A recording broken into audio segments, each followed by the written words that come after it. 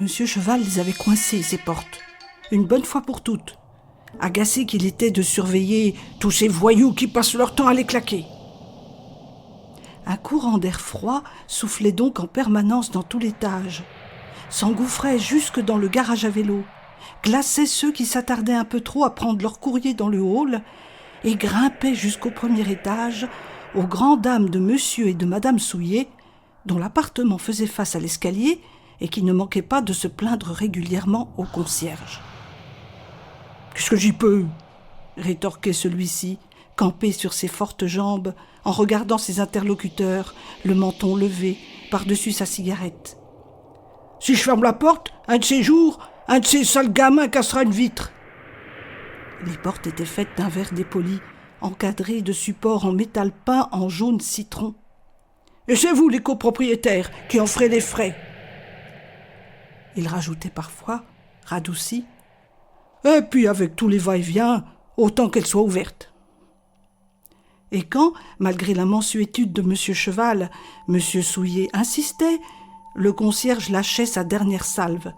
« Parlez-en au syndic. » Il savait bien que le syndic, personnage aussi jaune que la porte, inspirait à tous, enfants comme adultes, une crainte mêlée d'horreur.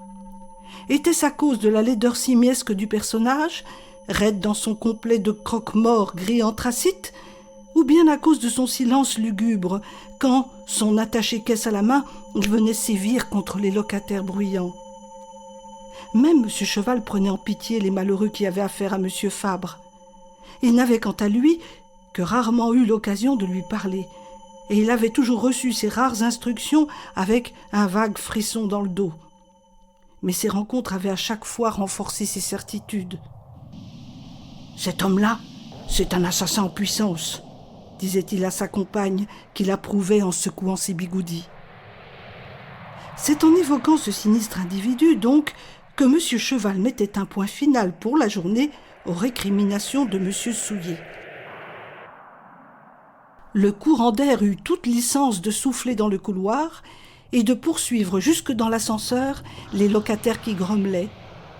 Il ne semblait pas gêner, en revanche, M. Cheval, qui entendait pourtant, impassible, sa propre porte claquer dans son dos quand il sortait de chez lui. Seigneur des vents, il souriait même de devoir allumer sa cigarette maïs quand un souffle espiègle la lui avait éteinte sous le nez.